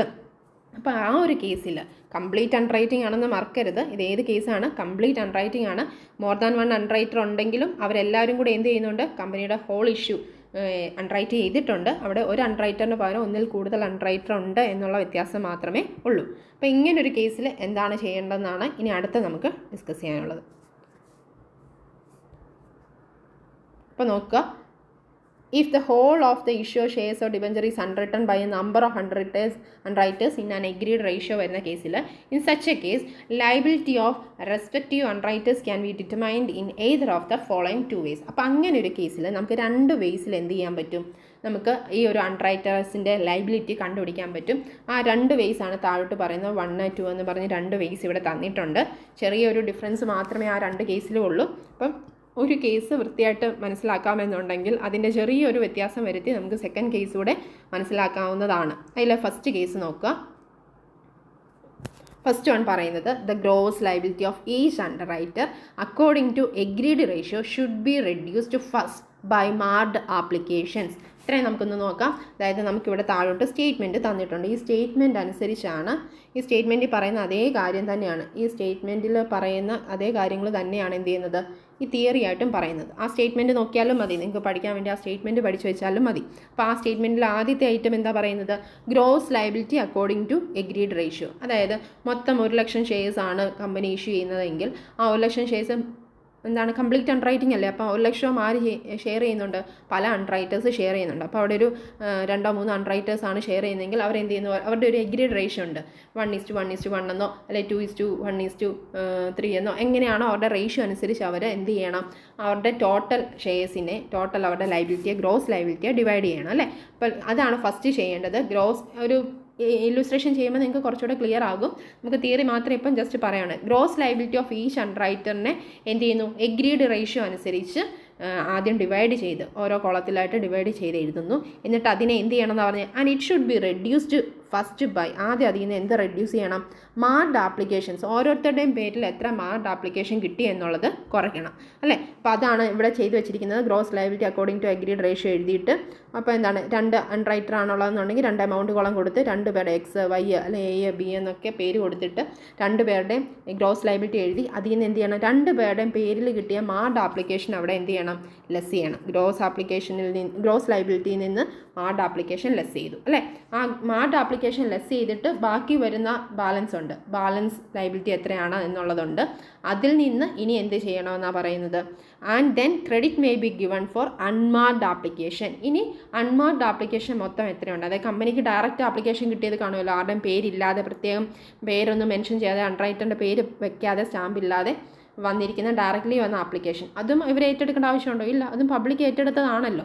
അതുകൊണ്ട് പബ്ലിക് അത് ഓൾറെഡി വാങ്ങിയതായതുകൊണ്ട് അതും നമുക്ക് എന്ത് ചെയ്യാം, ഇവരുടെ ലയബിലിറ്റിയിൽ നിന്ന് കുറയ്ക്കാം അല്ലേ. പക്ഷേ എല്ലാം കൂടെ ഒരാൾക്ക് മാത്രമായിട്ട് കുറച്ച് കൊടുക്കുമോ, ഇല്ല, അതൊരു പ്രൊപ്പോർഷൻ അനുസരിച്ച് ഒരു റേഷ്യോ ബേസിസിൽ തന്നെ അതെന്ത് ചെയ്യണം, ഡിവൈഡ് ചെയ്ത് കൊടുക്കണം. അപ്പോൾ അൺമാർക്ഡ് ആപ്ലിക്കേഷൻ ഡിവൈഡ് ചെയ്യുന്നതിൻ്റെ വ്യത്യാസമാണ് ഈ ഒരു മെത്തേഡും ഈ ഒരു മെത്തേഡും തമ്മിൽ, ആ ഒരു പോയിന്റിൽ മാത്രമാണ് വ്യത്യാസമുള്ളത്. അപ്പോൾ അൺമാർക്ഡ് ആപ്ലിക്കേഷനെ നമ്മൾ ഫസ്റ്റ് കേസിൽ ഡിവൈഡ് ചെയ്യുന്നത് ഗ്രോസ് ലയബിലിറ്റിയുടെ റേഷ്യോ തന്നെ ബേസ് ചെയ്താണ്. എന്താണ് ഗ്രോസ് ലയബിലിറ്റി റേഷ്യോ എന്ന് ഉദ്ദേശിക്കുന്നത്, ഫസ്റ്റ് റേഷ്യോ ഇല്ലേ, നമുക്ക് ആദ്യം തന്നെ പറയുന്നത് ഇപ്പോൾ 1:1:1 ഈക്വൽ ആയിട്ടാണ് അല്ലെ, 1:2:3 ആണ് നമ്മുടെ ഫസ്റ്റ് റേഷ്യോ എങ്കിൽ, അതേ സെയിം റേഷ്യോ ഏതാണോ നമ്മുടെ റേഷ്യോ, അപ്പോൾ 1:2:3 ആണ് റേഷ്യോ എങ്കിൽ ഇതേ സെയിം റേഷ്യോയിലായിരിക്കണം എന്ത് ചെയ്യേണ്ടത്, ഈ അൺമാർക്ഡ് ആപ്ലിക്കേഷനും ഡിവൈഡ് ചെയ്യേണ്ടത് എന്നാണ് ഫസ്റ്റ് കേസിൽ പറയുന്നത്. ഇതിനോടൊപ്പം തന്നെ അടുത്ത കേസ് കൂടെ അങ്ങ് പറയുവാണ്. എന്നാൽ ഈ ഒരു കേസിലോ സെക്കൻഡ് കേസിൽ എന്താ ചെയ്യേണ്ടത്, അൺമാർക്ഡ് ആപ്ലിക്കേഷൻ ഡിവൈഡ് ചെയ്യേണ്ടത് നമുക്ക് ഈ തൊട്ട് മേളിൽ ബാലൻസ് ലെഫ്റ്റ് എന്ന് പറയുന്ന ഒരു കോളം ഇവിടെ കാണും. എക്സ് വൈ അല്ല എ ബി സി എന്ന് പറയുന്ന ആൾക്കാർക്കെല്ലാം കിട്ടിയ ഈ ബാലൻസ് എമൗണ്ടിൻ്റെ ഒരു എമൗണ്ട് കാണും. ഈ റേഷ്യോ ബേസിസിലായിരിക്കണം എന്ത് ചെയ്യേണ്ടത്, സെക്കൻഡ് കേസിൽ അൺമാർക്ഡ് ആപ്ലിക്കേഷനെ ഡിവൈഡ് ചെയ്യേണ്ടത്. അപ്പോൾ ഒരുമിച്ച് പറഞ്ഞപ്പോൾ ഡൗട്ട് വരണ്ട. ആദ്യത്തെ കേസിൽ നമ്മൾ ചെയ്തത് എന്താണെന്ന് വെച്ചാൽ നമ്മുടെ ഈ ഒരു സ്റ്റേറ്റ്മെൻറ്റും കാര്യങ്ങളും എല്ലാം സെയിം ആണ്. അൺമാർക്ഡ് ആപ്ലിക്കേഷൻ ഡിവൈഡ് ചെയ്യുന്ന ഒറ്റ പോയിന്റിലെ വ്യത്യാസമുള്ളൂ. അൺമാർക്ഡ് ആപ്ലിക്കേഷൻ എല്ലാ അണ്ടർ റൈറ്റേഴ്സിനും കൂടെ ഡിവൈഡ് ചെയ്ത് കൊടുക്കുമ്പോൾ ഇവിടെ എടുക്കേണ്ട റേഷ്യോ ഗ്രോസ് ലയബിലിറ്റി റേഷ്യോ ഇവിടെ തന്നെ ഉണ്ട്. നമ്മുടെ ടോട്ടൽ ലയബിലിറ്റിയെ ഡിവൈഡ് ചെയ്യുന്നത് അതേ സെയിം റേഷ്യോ ആണ്. അപ്പോൾ ഈ റേഷ്യോ ഇവിടെ യൂസ് ചെയ്ത അതേ റേഷ്യോ തന്നെ ഇവിടെയും എടുക്കണമെന്ന് പറയുന്നതാണ് ഫസ്റ്റ് കേസ്. ഇനി നമ്മൾ എന്താ പറയുന്നത്, രണ്ടാമത്തെ കേസിൽ പറയുന്നത് ഈ അൺമാർക്ഡ് ആപ്ലിക്കേഷൻ കുറയ്ക്കുമ്പോൾ, ഓരോരുത്തരുടെ കേസിൽ നിന്ന് അൺമാർക്ഡ് ആപ്ലിക്കേഷൻ കുറയ്ക്കുമ്പോൾ നമ്മൾ എടുക്കേണ്ടത് ഏത് റേഷ്യോ ആണ്, ഗ്രോസ് ലയബിലിറ്റി റേഷ്യോ അല്ല, പകരം അതിൻ്റെ തൊട്ട് മേളിൽ കിടക്കുന്ന ബാലൻസ് ലെഫ്റ്റ് എന്ന് പറയുന്ന ആ ഒരു റോയുടെ റേഷ്യോ അനുസരിച്ചായിരിക്കണം കുറയ്ക്കേണ്ടത്. എന്ന് വെച്ചാൽ എന്താ, ഗ്രോസ് ലയബിലിറ്റിയിൽ നിന്ന് മാർക്ഡ് ആപ്ലിക്കേഷൻ കുറച്ചതിന് ശേഷം നമുക്ക് കിട്ടിയ ബാലൻസ് ലെഫ്റ്റ്, ആ ബാലൻസ് ലെഫ്റ്റിനെ ബേസ് ചെയ്തായിരിക്കണം രണ്ടാമത്തെ കേസിൽ അൺമാർക്ഡ് ആപ്ലിക്കേഷൻ ലെസ് ചെയ്യേണ്ടത്. ഈ അൺമാർക്ഡ് ആപ്ലിക്കേഷനോട് ലെസ് ചെയ്ത് കഴിഞ്ഞാൽ പിന്നെ ബാക്കിയുള്ളത് എന്താ, ഓരോരുത്തരുടെയും നെറ്റ് ലയബിലിറ്റി ആണ് അല്ലേ. രണ്ട് കേസിലും അത്രയേ ഉള്ളൂ, നെറ്റ് ലയബിലിറ്റി കാൽക്കുലേറ്റ് ചെയ്യാനായിട്ട് പറ്റുമെന്നാണ് ഇവിടെ പറയുന്നത്. അപ്പോൾ നമ്മളിവിടെ എന്താ പറഞ്ഞത്, നമുക്ക് മോർ ദാൻ വൺ അൺറൈറ്റർ ഉള്ള കേസിൽ എങ്ങനെ, കംപ്ലീറ്റ് അൺറൈറ്റിങ്ങിൻ്റെയും കേസാണ്, കംപ്ലീറ്റ് അൺറൈറ്റിംഗ് ആണ് ഒരു കേസ്, അതിനോടൊപ്പം തന്നെ ഇവിടെ ഒന്നിൽ കൂടുതൽ അൺറൈറ്റർ ഉണ്ട്. അപ്പോൾ അവരുടെ അൺറൈറ്റേഴ്സിൻ്റെ ലയബിലിറ്റി എങ്ങനെ ഡിറ്റർമൈൻ ചെയ്യാം, അവരുടെ ഗ്രോസ് ലയബിലിറ്റി അവരുടെ എഗ്രീഡ് റേഷ്യോ അനുസരിച്ച് ആദ്യം ഡിവൈഡ് ചെയ്തെടുക്കണം. അതിൽ നിന്ന് ആദ്യം തന്നെ എന്ത് ലെസ് ചെയ്തേക്കുക, ഓരോരുത്തരും അവരവരുടെ എഫേർട്ട് ഇട്ട് കിട്ടിയ അവരുടെ മാർക്ഡ് ആപ്ലിക്കേഷൻ എത്രയാണോ അത് അവരുടെ ഗ്രോസ് ലയബിലിറ്റിയിൽ നിന്ന് കുറയ്ക്കുക. അപ്പോൾ ബാലൻസ് കിട്ടും. വീണ്ടും കുറയ്ക്കാനുള്ളത് മാർക്ഡ് ആപ്ലിക്കേഷൻ കഴിഞ്ഞു, ഇനി അടുത്തത് അൺമാർക്ഡ് ആപ്ലിക്കേഷനാണ്. അൺമാർക്ഡ് ആപ്ലിക്കേഷൻ എങ്ങനെ ഡിവൈഡ് ചെയ്യണം, ഒന്നുകിൽ ഗ്രോസ് ലയബിലിറ്റി ബേസിൽ കൊടുക്കുക, അല്ലെങ്കിൽ ഇപ്പം ഈ മാർക്ഡ് ആപ്ലിക്കേഷൻ കുറച്ചിട്ട് വന്ന ബാലൻസ് ലെഫ്റ്റ് എന്നുള്ള ആ ഒരു റേഷ്യോയുടെ ബേസിൽ കൊടുക്കുക. അതും കൂടെ മാർക്ഡ് ആപ്ലിക്കേഷൻ കഴിഞ്ഞു, അൺമാർക്ഡ് ആപ്ലിക്കേഷൻ കഴിഞ്ഞു, ലാസ്റ്റ് കിട്ടുന്ന എന്താണ്, നെറ്റ് ലയബിലിറ്റി. ഓരോ അൺറൈറ്ററും ഇനി എത്ര നമ്പർ ഓഫ് ഷെയർസ് വെച്ച് ഏറ്റെടുക്കേണ്ടി വരും, ആ ഒരു കോളത്തിലെ എമൗണ്ട് വന്നാൽ എത്ര നമ്പർ വന്നാൽ ആ അത്രയും നമ്പർ ഓഫ് ഷെയർസാണ് ഓരോ അൺറൈറ്ററും ഏറ്റെടുക്കേണ്ടി വരുന്നത് എന്നാണ് അതിൻ്റെ മീനിങ്. ഇത്രയേ ഉള്ളൂ. ഈ രണ്ട് കേസും ഒരുമിച്ച് തന്നെ ഒന്ന് കണക്ട് ചെയ്ത് തന്നെ പഠിച്ചു പോവുക. രണ്ട് സെപ്പറേറ്റ് അല്ല, സെയിം തന്നെയാണ് കാര്യം. ഒരൊറ്റ റേഷ്യോ, അൺമാർക്ഡ് ആപ്ലിക്കേഷൻ എടുക്കുന്ന കേസിൽ അതിൻ്റെ ഒരു റേഷ്യോയിൽ ഉണ്ടാകുന്ന വ്യത്യാസം മാത്രമേ ഉള്ളൂ. അതുകൊണ്ടാണ് വീണ്ടും അത് ഫുള്ളായിട്ടിരുന്ന് വായിക്കാത്തത് കേട്ടോ. അപ്പോൾ നമുക്ക് ഇതിൻ്റെ പ്രാക്ടിക്കലി അപ്ലൈ ചെയ്യുന്ന ഒരു പ്രോബ്ലം ഇല്ലുസ്ട്രേഷനും കൂടി നമുക്ക് ഈ കൂട്ടത്തിൽ തന്നെ ഡിസ്കസ് ചെയ്ത് പോകാം. ഇല്ലുസ്ട്രേഷൻ നമ്പർ 1 ഇമ്പോർട്ടൻ്റ് ആണ്. ഇങ്ങനെയുള്ള ക്വസ്റ്റ്യൻസ് ഒക്കെ നമുക്ക് എക്സാം പോയിന്റ് ഓഫ് വ്യൂവിൽ ഇമ്പോർട്ടൻ്റ് ആയിട്ട് വരുന്ന കാര്യം കൂടിയാണ്. ഫസ്റ്റ് ഇല്ലുസ്ട്രേഷൻ നമ്പർ 1ൻ്റെ ക്വസ്റ്റ്യൻ നോക്കുക. A public limited company with a capital of rupees 10 lakh 10 ലക്ഷം രൂപയുടെ ക്യാപിറ്റലാണ് divided into equity shares of rupees 10 each 10 ലക്ഷം രൂപയുടെ ക്യാപിറ്റൽ അതിൻ്റെ ഒരു ഷെയറിൻ്റെ വാല്യൂ 10 രൂപയാണ്. അതുകൊണ്ട് തന്നെ നമുക്ക് വേണ്ടത് നമ്പറാണല്ലോ, എത്ര നമ്പർ ഓഫ് ഷെയർസ് അവർ ഏറ്റെടുക്കുമെന്നാണല്ലോ പറയേണ്ടത്. അപ്പോൾ 10 lakhനെ 10 കൊണ്ട് ഡിവൈഡ് ചെയ്യുമ്പോൾ നമുക്ക് നമ്പർ ഓഫ് ഷെയർസ് കിട്ടും 1 lakh എന്ന് കിട്ടും അല്ലേ. 1 lakh നമ്പർ ഓഫ് ഷെയർസിൻ്റെ ടേക്ക് ഓവറുമായിട്ട് ബന്ധപ്പെട്ട അല്ലെങ്കിൽ ആ ഒരു ലാൻഡ് റൈറ്റിംഗ് നടത്തുന്നതുമായി ബന്ധപ്പെട്ട കാര്യങ്ങളാണ് നമ്മളിനി ചെയ്യാൻ പോകുന്നത്. വാല്യൂ 10 lakh ആണ്, 10 രൂപയുടെ ഷെയറാണ്. അതുകൊണ്ട് തന്നെ നമ്പർ ഓഫ് ഷെയർസ് ഇവിടെ തന്നെ ക്ലിയർ ആണ്. Total number of shares company നടത്തിയ ടോട്ടൽ ഇഷ്യൂ നടത്തിയത് എത്ര നമ്പർ ഓഫ് ഷെയർസിൻ്റെ കാര്യമാണ്, ഒരു 1 lakh ഷെയർസിൻ്റെ കാര്യമാണെന്ന് ഇപ്പോൾ തന്നെ ക്ലിയർ ആകും. ഇനി അടുത്ത എന്താ പറഞ്ഞിരിക്കുന്നത്, company places its entire issue in the market and the whole issue has been unwritten as follows. അപ്പോൾ കമ്പനി മാർക്കറ്റിൽ ഇഷ്യൂ നടത്തി, എന്നിട്ട് ഹോൾ ഇഷ്യൂ അൺറൈറ്റും ചെയ്തിട്ടുണ്ട്. അൺറൈറ്റ് ചെയ്തിരിക്കുന്നത്, അതായത് ഈ 1 ലക്ഷം ഷെയർസിനെ എങ്ങനെ അൺറൈറ്റ് ചെയ്തിരിക്കുന്നു എന്നാണ് ആദ്യത്തെ സെൻറ്റൻസ് ആയിട്ടൊക്കെ പറയുന്നത്. പാറ്റേഴ്സൺ ആൻഡ് കമ്പനി ഒരു അൺറൈറ്ററാണ്, അടുത്തത് സിംഗ് ആൻഡ് കമ്പനി വേറൊരു അൺറൈറ്ററാണ്. അങ്ങനെ ഒരു 6 അണ്ടർറൈറ്റേഴ്സിൻ്റെ കാര്യമാണ് ഇവിടെ പറയുന്നത്. അതായത് ടോട്ടൽ 1 ലക്ഷം ഷെയർസ് ഓരോരുത്തരും, ഫസ്റ്റ് അൺറൈറ്റർ എത്ര നമ്പർ ഓഫ് ഷെയർസാണ്, 30,000 ഷെയർസ്, അടുത്ത ആൾ 35,000, next 10,000, next one Prince and company 15,000, അടുത്ത ആൾ എന്താ 2,000, ലാസ്റ്റ് 8,000 ഷെയർസ് വെച്ച്. അങ്ങനെ ടോട്ടൽ നമ്പർ ഓഫ് ഷെയർസ് എത്രയായിരുന്നു, 1 lakh ഷെയർസ് ഉണ്ട്. ഇത് ടോട്ടൽ ചെയ്യുമ്പോൾ നിങ്ങൾക്ക് മനസ്സിലാകും അത് സെയിം എത്രയാണ്, 1 lakh തന്നെ കിട്ടും. കാരണം കംപ്ലീറ്റ് അണ്ടർറൈറ്റിംഗ്, ഹോൾ അണ്ടർറൈറ്റിംഗ് ആണ് കണ്ടക്ട് ചെയ്തിരിക്കുന്നത്. അപ്പോൾ ഇത്രയും 1 lakh ഷെയർസ് ഉണ്ടെന്നുള്ളത് മനസ്സിലായി. 1 lakh ഷെയർസും അൺറൈറ്റ് ചെയ്തു എന്നുള്ളത് ഫസ്റ്റ് സെൻറ്റൻസിൽ നിന്ന് തന്നെ ക്ലിയർ ആകും. അടുത്ത എന്താ, all marked forms are to go in relief of the liability of underwriters whose name they bear. എല്ലാ മാർക്ക്ഡ് ആപ്ലിക്കേഷനും അവരുടെ ലൈബിലിറ്റി കുറയ്ക്കാനായിട്ട് എടുക്കുമെന്നാണ് പറഞ്ഞല്ലേ. അതല്ലെങ്കിൽ നമുക്കറിയാവുന്ന തിയറി നമ്മൾ പറഞ്ഞ അതേ കാര്യമാണ്. എല്ലാ മാർക്ക്ഡ് ഫോംസും ഓരോ അണ്ടർറൈറ്റേഴ്സിൻ്റെയും ലൈബിലിറ്റി കുറയ്ക്കാനായിട്ട് അവർക്ക് ഹെൽപ്പ് ചെയ്യും, റിലീഫാണ് എന്നൊക്കെയാണ് ഇവിടെ പറയുന്നത്. അത് നമുക്കറിയാവുന്ന കാര്യമാണ്. ഗ്രോസ് ലൈബിലിറ്റിയിൽ നിന്ന് ആദ്യം തന്നെ നമ്മൾ എന്ത് മൈനസ് ചെയ്യും, മാർക്ക്ഡ് ആപ്ലിക്കേഷൻസ് മൈനസ് ചെയ്യും. അപ്പോൾ ഇനി പറയുന്നത് ഓരോ അണ്ടർറൈറ്ററിനും കിട്ടിയ മാർക്ക്ഡ് ആപ്ലിക്കേഷൻ എത്രയാണെന്ന് പറയുന്നുണ്ട്. The applications received on the forms marked by underwriters are as follows. ഈ 6 പേർക്കും കിട്ടിയ മാർക്ക്ഡ് ആപ്ലിക്കേഷൻ്റെ നമ്പറും തൊട്ട് താഴെയായിട്ട് തന്നിട്ടുണ്ട് അല്ലേ. അപ്പോൾ ഫസ്റ്റ് വണ്ണിൻ്റെ കേസിൽ 25,000, നെക്സ്റ്റ് 23,500 ഷെയർസാണ് മാർക്ക്ഡ്, അവരുടെ തന്നെ സ്റ്റാമ്പ്ഡായിട്ട് പേര് വെച്ച് വന്നിരിക്കുന്ന ആപ്ലിക്കേഷൻ. അങ്ങനെ 6 പേരുടെ നമ്പർ ഓഫ് മാർക്ക്ഡ് ആപ്ലിക്കേഷനും തന്നിട്ടുണ്ട്. അപ്പോൾ നമുക്ക് ആ ഒരു ഫോർമാറ്റ് തൊട്ട് മുകളിൽ പറഞ്ഞിരിക്കുന്ന ഫോർമാറ്റ് അറിയാമല്ലോ. ഇനി മാർക്ക്ഡ് ആപ്ലിക്കേഷൻസിൻ്റെ ഈ 6 പേരുടെ മാർക്ക്ഡ് ആപ്ലിക്കേഷൻസിൻ്റെ ടോട്ടൽ എടുത്താൽ നിങ്ങൾക്ക് ടോട്ടൽ നമ്പർ ഓഫ് ഷെയർസ് 65,000 എന്ന് കിട്ടും. 65,000 ഷെയർസാണ് ഓരോരുത്തരുടെയും പേരിൽ, എല്ലാ അൺറൈറ്ററിൻ്റെയും കൂടെ പേരിൽ സ്റ്റാമ്പ്ഡായിട്ട് വന്നിരിക്കുന്നത്. അപ്പോൾ ഇത്രയും ഷെയർസ് ആര് വാങ്ങിച്ചു, പബ്ലിക് വാങ്ങി അല്ലേ. അപ്പോൾ 65,000ൻ്റെ ലൈബിലിറ്റി മൊത്തത്തിൽ അവർക്ക് കുറഞ്ഞു. ടോട്ടൽ പറഞ്ഞാൽ 1 lakh ഷെയർസ് പബ്ലിക്കിന് കൊടുത്തതിൽ 65,000 ഷെയർസും പല മാർക്ക്ഡ് ആപ്ലിക്കേഷനായിട്ട് പോയി, സബ്സ്ക്രിപ്ഷൻ കിട്ടി. അപ്പോൾ അത്രയും ലൈബിലിറ്റി കുറഞ്ഞു. ബാക്കി വരുന്ന 35,000നെ പറ്റിയാണ് ഇനി അവരുടെ ലൈബിലിറ്റി ആയിട്ട് പറയാനുള്ളത് ഇതുവരെ. ഇനി തൊട്ടടുത്ത സെൻറ്റൻസിൽ എന്താ പറയുന്നത്, applications for 20,000 equity shares are received on unmarked application forms. എന്താ പറഞ്ഞിരിക്കുന്നത്, അൺമാർക്ക്ഡ് ആപ്ലിക്കേഷനായിട്ട് എത്ര കിട്ടി കമ്പനിക്ക്, ഒരു 20,000 ഇക്വിറ്റി ഷെയർസ് കൂടെ കിട്ടി എന്നാണ് പറയുന്നത്. അതായത് പ്രത്യേകിച്ച് ആരുടെയും പേരില്ല ഈ 35,000ൽ നിന്ന്. അപ്പോൾ എന്ത് ചെയ്യാം, 20,000 ഷെയർസ് കമ്പനിക്ക് തന്നെ ഡയറക്റ്റ്ലി, പ്രത്യേകിച്ച് ഒരു അൺറൈറ്ററിൻ്റെ ബാധ്യത എന്താണ്, പേരില്ലാതെ സ്റ്റാമ്പ് ഇല്ലാതെ കിട്ടിയെന്നേ ഉള്ളൂ. അത്രയും ബാധ്യതയും കൂടെ മൊത്തത്തിൽ അൺറൈറ്റേഴ്സിൻ്റെ കയ്യിൽ നിന്ന് കുറയും. അപ്പോൾ ഈ ഒരു 20,000 എങ്ങനെ ഡിവൈഡ് ചെയ്യും, ഓരോരുത്തർക്കും 6 പേർക്കും എങ്ങനെ ഡിവൈഡ് ചെയ്യും എന്നതിൻ്റെ വ്യത്യാസമാണ് തൊട്ട് മുകളിലത്തെ സ്റ്റേറ്റ്മെൻറ്റിൽ നമ്മൾ പറഞ്ഞത്. അത് 2 രീതിയിൽ എടുക്കാം അല്ലേ. ഈ ഒരു 20,000 നമ്പർ ഓഫ് ഷെയർസ് ഈ 6 പേർക്ക് ഡിവൈഡ് ചെയ്ത് കൊടുക്കുമ്പോൾ ഒന്നുകിൽ ഈ 1 ലക്ഷം ഡിവൈഡ് ചെയ്ത് കൊടുത്തേക്കുന്ന ഗ്രോസ് ലൈബിലിറ്റി റേഷ്യോയിൽ എടുക്കാം, ഇല്ലെങ്കിൽ എങ്ങനെ എടുക്കണം, ഇല്ലെങ്കിൽ ഈ 20,000നെ ഡിവൈഡ് ചെയ്യാൻ എടുക്കേണ്ട റേഷ്യോ ഏതാ, ബാലൻസ് ലെഫ്റ്റ്. മാർക്ക്ഡ് ആപ്ലിക്കേഷൻ കുറച്ചിട്ട് ഈ 35,000ൻ്റെ ഒരു റേഷ്യോ അവിടെ കിടപ്പുണ്ടല്ലോ, ആ റേഷ്യോയിൽ വേണമെങ്കിലും എടുക്കാം.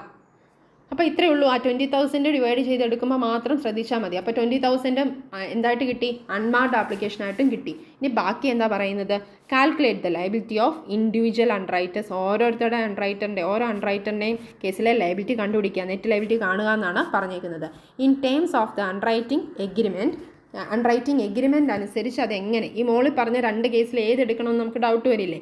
അപ്പോൾ അതിൻ്റെ ഹിൻറ്റും കൂടെ നമുക്ക് ക്വസ്റ്റിനെ തന്നിട്ടുണ്ട്, ഏത് കേസാണ് എടുക്കേണ്ടതെന്ന്. ഇൻ ടേംസ് ഓഫ് അൺറൈറ്റിംഗ് എഗ്രിമെൻറ്റ് അനുസരിച്ച് ഒരു കാര്യം ഇവിടെ ക്ലിയർ ആയിട്ട് പറഞ്ഞു തരുവാണ് നമുക്ക്. എന്താ പറയുന്നത്, the relevant proportion is to be ascertained not in case of original liability ratios but after giving credit for marked forms. എന്താ പറഞ്ഞിരിക്കുന്നത്? Relevant proportion. ഈ റെലവൻറ്റ് പ്രൊപ്പോർഷൻ ഉദ്ദേശിക്കുന്ന റേഷ്യോ കാണേണ്ടത് എന്തിൻ്റെ റേഷ്യോയെ പറ്റിയാണ് നമുക്ക് ഡൗട്ടുള്ളത്? ഈ അൺമാർക്ഡ് ആപ്ലിക്കേഷൻ എങ്ങനെ ഡിവൈഡ് ചെയ്യുന്ന പ്രൊപ്പോർഷനാണ് നമുക്ക് ഡൗട്ടുള്ളത് അല്ലേ? ആ റെലവൻറ്റ് പ്രൊപ്പോർഷൻ എങ്ങനെ അസർട്ടൈൻ ചെയ്യാനാണ് പറയുന്നത്? Note in case of original liability ratios. Original liability ratios എടുക്കണ്ട. ഏതാ ഒറിജിനൽ ലയബിലിറ്റി റേഷ്യോ? ഈ 1 lakhൻ്റെ ഫസ്റ്റ് ഗ്രോസ് ലയബിലിറ്റി റേഷ്യോ എടുക്കണ്ട. But after giving credit on marked forms. Marked ഫോംസിന് ഇമ്പോർട്ടൻസ് കൊടുത്തുകൊണ്ട് അല്ലെങ്കിൽ അതിൻ്റെയും കൂടെ ക്രെഡിറ്റ് എടുത്തുകൊണ്ട് എന്ന് പറഞ്ഞാൽ എന്താ? ഈ മാർക്ഡ് ഫോംസ് അല്ലേ 65,000 നമ്മൾ ലെസ് ചെയ്തത്. അതായത് ഈ റേഷ്യോയിലാണ്, ബാലൻസ് ലെഫ്റ്റ് എന്നുള്ള റേഷ്യോയിൽ 35,000 നേരെ വരുന്ന ഓരോ അണ്ടർ റൈറ്ററിനും ഡിവിഷൻ വരുന്ന ആ ഒരു എമൗണ്ട് ഉണ്ടല്ലോ, ബാലൻസ് ലെഫ്റ്റ് എന്നുള്ള ആ ഒരു റേഷ്യോയിലായിരിക്കണം ഏത് നമ്പർ ഓഫ് അൺമാർക്ഡ് ആപ്ലിക്കേഷൻ്റെ നമ്പർ ഓഫ് ഷെയർസിനെ ഡിവൈഡ് ചെയ്ത് കൊടുക്കേണ്ടത്, ഓരോരുത്തരുടെയും ലയബിലിറ്റി കുറയ്ക്കേണ്ടത്. അതാണ് നമുക്ക് വളരെ കൃത്യമായിട്ട് താഴെ പറഞ്ഞിരിക്കുന്നത്. Gross liability, original liability ratio എടുക്കേണ്ട. After giving credit for marked forms എന്ന് പറഞ്ഞാൽ മാർക്ഡ് ഫോംസിൻ്റെ ക്രെഡിറ്റ് കൂടെ എടുത്തോ. മാർക്ഡ് ഫോംസിൻ്റെ ആ തിയറിയിൽ മുകളിൽ അങ്ങനെ തന്നെയാണ് പറയുന്നത്. മാർക്ഡ് ആപ്ലിക്കേഷൻസിൻ്റെ ക്രെഡിറ്റ് കൂടെ കഴിഞ്ഞിട്ട് അല്ലെങ്കിൽ അതുകൂടെ അഡ്ജസ്റ്റ് ചെയ്ത് ബാക്കി വരുന്ന ബാലൻസ് ലെഫ്റ്റ് ആയിട്ട് വരുന്ന എമൗണ്ടിന് ആ ഒരു നമ്പർ ഓഫ് ഷെയർസിൻ്റെ റേഷ്യോ എടുക്കുക എന്നാണ് ഇവിടെ ഉദ്ദേശിച്ചിരിക്കുന്നത്. അപ്പോൾ ഇത്രയേ ഉള്ളൂ ക്വസ്റ്റ്യൻ പറയുന്നത്. നമ്മൾ 6 അണ്ടർ റൈറ്റേഴ്സ് ഉണ്ട്. ഓരോരുത്തരുടെ ഇൻഡിവിജ്വൽ അണ്ടർ റൈറ്ററിൻ്റെ ലയബിലിറ്റിയാണ് കാണേണ്ടത്. ക്വസ്റ്റ്യൻ ക്ലിയർ ആയാൽ തന്നെ വളരെ സിമ്പിളായിട്ട് പ്രോബ്ലം വർക്കൗട്ട് ചെയ്യാം. ഈ പറഞ്ഞിരിക്കുന്ന ഓരോ ഐറ്റം, എന്താ മാർക്ഡ്, എന്താ അൺമാർക്ഡ്, അല്ലെങ്കിൽ കംപ്ലീറ്റ് അണ്ടർ റൈറ്റിംഗ് എന്താ, ഇത് ഏത് കേസാണ്, ഇതൊക്കെ ഒന്ന് മനസ്സിലാക്കിയാൽ മാത്രം മതി. ജസ്റ്റ് ആ സ്റ്റേറ്റ്മെൻറ്റ് ഒന്ന് മനസ്സിലോർക്കുക. ഇതൊക്കെ നമുക്ക് കൂട്ടത്തിൽ തന്നെ പഠിച്ചു പോകുന്ന കാര്യങ്ങളേ ഉള്ളൂ. സൊല്യൂഷൻ നോക്കുക. ഹെഡ് കൊടുക്കണം എപ്പോഴും. Statement showing liability of underwriters for subscription of number of shares not yet applied for. അതായത് ആപ്ലിക്കേഷൻ കിട്ടാത്ത ബാക്കി അല്ലെ ടേക്ക് ഓവർ ചെയ്യാത്ത ബാക്കി number of shares take over ചെയ്യുന്നതുമായിട്ട് റിലേറ്റഡ് ആയിട്ടുള്ള സ്റ്റേറ്റ്മെൻ്റ് ആണ്. ഇത്രയും വലുതായിട്ടൊന്നും കൊടുത്തില്ലെങ്കിൽ statement showing liability of underwriters എന്നെങ്കിലും നമ്മൾ കൊടുത്താൽ മതിയാവും. അത്രയും കൊടുക്കേണ്ട ആവശ്യമേ വരുന്നുള്ളൂ. അപ്പോൾ statement showing liability of underwriters എന്ന് ഹെഡ് കൊടുത്തു. ഇനി നമുക്ക് എന്ത് ചെയ്യാം? നമ്മുടെ ഒരു പർട്ടിക്കുലേഴ്സ് കോളം കൊടുക്കുക. ആദ്യം ഇവിടെ ഒരു ടോട്ടൽ കോളം കൊടുത്തിട്ടുണ്ട്. അത് ആദ്യമോ അല്ലെങ്കിൽ ഏറ്റവും ലാസ്റ്റിലോ നിങ്ങൾക്ക് കൊടുക്കാം. അതിന് സ്പെസിഫിക് ആയിട്ട് ഒരു ഫോർമാറ്റോ കാര്യങ്ങളോ ഒന്നുമില്ല. അപ്പോൾ ടോട്ടൽ ആദ്യമോ അവസാനമോ കൊടുത്താൽ മതി. എന്നാൽ ഇൻഡിവിജ്വലി എല്ലാവരുടേതും എന്ത് ചെയ്തിട്ടുണ്ടാവണം? നമ്മുടെ ആ ഒരു ഓരോരുത്തർക്കും ഓരോ കോളം കൊടുത്തിട്ടുണ്ടാവണം അല്ലേ? ഇവിടെ 6 പേരുണ്ട്. ഇവിടെ എന്ത് ചെയ്തിട്ടുണ്ട്? 6 പേർക്കും ഓരോ കോളം ഇവിടെ അസൈൻ ചെയ്തിട്ടുണ്ട്. പാറ്റേഴ്സൺ, സിംഗ് മുതൽ ലാസ്റ്റ് ബാനർജി ആൻഡ് കമ്പനി വരെയുള്ള 6 പേരുടെ എമൗണ്ട് കോളം കൊടുത്തിട്ടുണ്ട്. ഒരു ടോട്ടൽ കോളം കൊടുത്തിട്ടുണ്ട്. ആദ്യമോ അവസാനമോ കൊടുക്കുക എന്നുള്ളതേ ഉള്ളൂ. ഇനി പർട്ടിക്കുലേഴ്സ് കോളത്തിൽ ആദ്യം നമ്മൾ ഓൾറെഡി ഇവിടെ ഒരു ഫോർമാറ്റ് പറഞ്ഞല്ലോ, സെയിം ഫോർമാറ്റ് ഇവിടെ യൂസ് ചെയ്യുന്നതേ ഉള്ളൂ. ഫസ്റ്റ് വൺ എന്താ? Gross liability. ഗ്രോസ് ലയബിലിറ്റി ഇവിടെ ടോട്ടൽ ഇഷ്യൂ ചെയ്ത നമ്പർ ഓഫ് ഷെയർസ് എത്രയാണ്? 1 lakh അല്ലേ? 10 ലക്ഷം രൂപയുടെ ഇഷ്യൂ, 10 രൂപയാണ് ഒരു ഷെയറിന്. അപ്പോൾ നമ്പർ ഓഫ് ഷെയർസ് എത്ര വരും? 1 lakh. 1 lakh ഡിവൈഡ് ചെയ്യേണ്ട റേഷ്യോ ഏതാ? നമ്മളോട് പറഞ്ഞല്ലോ അവരെങ്ങനെയാണ് 1 lakh ഡിവൈഡ് ചെയ്തതെന്നുള്ളത് ഓൾറെഡി പറഞ്ഞിട്ടുണ്ട്. 1 lakh എങ്ങനെയാണ് അവർ ഡിവൈഡ് ചെയ്തിരിക്കുന്നത്? ഫസ്റ്റ് അവർ ടേക്ക് ഓവർ ചെയ്തിരിക്കുന്ന ഹോൾ അണ്ടർ റൈറ്റിംഗ് നടത്തിയിരിക്കുന്നത് എങ്ങനെയാണെന്ന് പറഞ്ഞ് അതേ നമ്പർ അങ്ങോട്ട് എടുത്ത് എഴുതിയിരിക്കുന്നു അല്ലേ? അപ്പോൾ എന്തൊക്കെയാണ് എടുത്ത് എഴുതിയിരിക്കുന്നത്? ഈ നമ്പർ ഓഫ് ഷെയർസ് തന്നെ ഈ ഒരു കോളത്തിലോട്ട് എടുത്ത് എഴുതിയിരിക്കുന്നതേ ഉള്ളൂ. ഫസ്റ്റ് പാറ്റേഴ്സണിന് 30,000 ഷെയർസ്, സിംഗ് ആൻഡ് കമ്പനി 35,000. അപ്പോൾ ഇതേ കാര്യമാണ് എന്ത് ചെയ്തിരിക്കുന്നത്? ഈ ഒരു ഫസ്റ്റ് ഗ്രോസ് ലയബിലിറ്റി ആയിട്ട് എഴുതിയിരിക്കുന്നത്. ഗ്രോസ് ലയബിലിറ്റിയുടെ റേഷ്യോ കാണണമെന്നുണ്ടെങ്കിൽ എന്താ റേഷ്യോ? 30,000 35,000 10,000 15,000 2,000 8,000. ഒന്ന് വെട്ടി ചെറുതാക്കി വേണമെങ്കിൽ എഴുതാമെന്നുള്ളതേ ഉള്ളൂ. ഈ 1 lakhൻ്റെ ആ ഒരു ഗ്രോസ് ലയബിലിറ്റിയുടെ റേഷ്യോ ആണ് ഗ്രോസ് ലയബിലിറ്റി റേഷ്യോ. ഇപ്പോൾ ഈ ഒരു കേസിൽ ഗ്രോസ് ലയബിലിറ്റി ആണോ എടുക്കാൻ പറഞ്ഞത്? ഒറിജിനൽ ലയബിലിറ്റി റേഷ്യോ എടുക്കണ്ടെന്നാണ് പറഞ്ഞത്. അപ്പോൾ നമുക്ക് മാർക്ഡ് ആപ്ലിക്കേഷൻ കുറച്ചിട്ടുള്ള റേഷ്യോ എടുത്താൽ മതി. അപ്പോൾ അടുത്ത ഇനി എന്താ? ഈ ഗ്രോസ് ലയബിലിറ്റിയിൽ നിന്ന് നമുക്ക് എന്താ ഫസ്റ്റ് ലെസ് ചെയ്യാനുള്ളത്? നമ്മുടെ ഇക്വേഷൻ നോക്കിയാൽ മതി, അല്ലെങ്കിൽ സ്റ്റേറ്റ്മെൻറ്റ് ഒന്ന് നോക്കിയാൽ മതി. Less marked application. അപ്പോൾ ഇവിടെ നമ്മൾ എന്ത് ചെയ്യുന്നു? മാർക്ഡ് ആപ്ലിക്കേഷൻ കുറയ്ക്കുന്നു. നമുക്ക് എത്ര മാർക്ഡ് ആപ്ലിക്കേഷൻ കിട്ടി? തന്നിട്ടുണ്ടല്ലോ. ഡയറക്റ്റ് എന്ത് ചെയ്താൽ മതി? ജസ്റ്റ് ഒന്ന് കോപ്പി പേസ്റ്റ് ചെയ്താൽ മതി.